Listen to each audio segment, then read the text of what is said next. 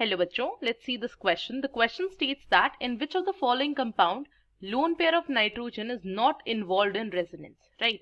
So इस question में हमारे पास यहाँ पे कुछ compounds दे रखे हैं. हमें बताना है इनमें से कौन सा ऐसा compound है जिसमें नाइट्रोजन की लोन पेयर जो है वो रेजोनेंस में पार्टिसिपेट नहीं करेंगे, राइट? स्टार्ट करते हैं इस क्वेश्चन को. सबसे पहली चीज अगर हम बात करते हैं की कंसेप्ट की जो हम यहाँ पे यूज करने वाले हैं in order to solve this question, वो होगा रेजोनेंस और we can say conjugation, right? Conjugation की हेल्प से हम इस क्वेश्चन को सॉल्व करेंगे, राइट? ऑल्सो एंड हम एक और रूल यहाँ पे फॉलो करेंगे, that is Bredt's rule, right? Bredt's rule and conjugation के बेसिस पे इस क्वेश्चन को सॉल्व करेंगे. स्टार्ट करते हैं. सबसे पहले हम यहाँ पे देखेंगे कहाँ पर कॉन्जुगेशन है एंड कहाँ पर नहीं है. सो कॉन्जुगेशन के लिए कॉन्जुगेशन फर्स्ट स्टेप होगा हमारा कॉन्जुगेशन चेक करना. सो अगर हम देखें यहाँ पे हमारे पास आ जाएगा सारे नाइट्रोजन के पास क्या है, लोन पेयर्स है.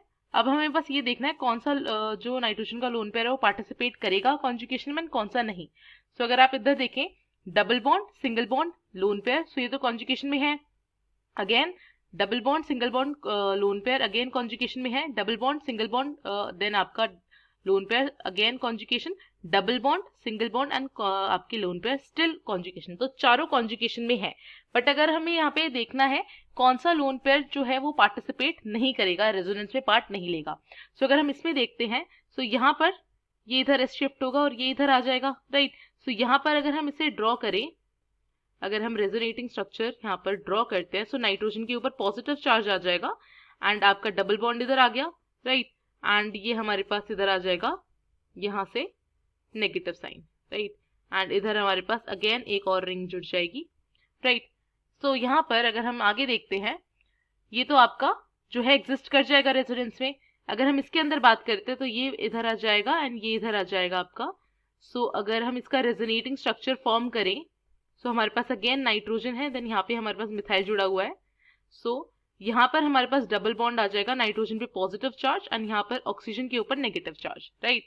देन अगर हम बात करते हैं ऑप्शन नंबर बी की, ये भी कॉन्जुगेशन में हो गया, इसका भी रेजोनेंस जो है वो स्ट्रक्चर बन सकता है. इधर अगर हम देखें तो ये चार्ज इधर जाएगा एंड ये इधर चला जाएगा, जिसकी वजह से अगेन हमारे पास यहाँ पे जो स्ट्रक्चर आएगा उसमें नाइट्रोजन के ऊपर आपका पॉजिटिव चार्ज आ जाएगा, नाइट्रोजन पे पॉजिटिव एंड यहाँ पे एक हाइड्रोजन जुड़ा हुआ है, इधर आपका डबल बॉन्ड एंड इधर ऑक्सीजन पे नेगेटिव. तो ये रेजोनेंस स्ट्रक्चर भी एग्जिस्ट कर सकता है.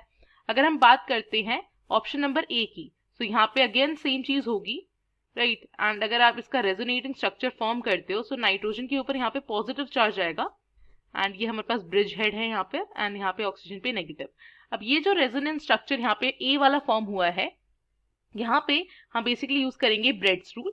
सो ब्रेड्स रूल के अकॉर्डिंग ब्रेड्स रूल क्या बोलता है, कभी भी अगर ब्रिज हेड पोजीशन, देखो ये वाला ब्रिज हेड पोजीशन है, ये भी आपका ब्रिज हेड पोजीशन ही है जहाँ पे नाइट्रोजन यहाँ पे लगा हुआ है.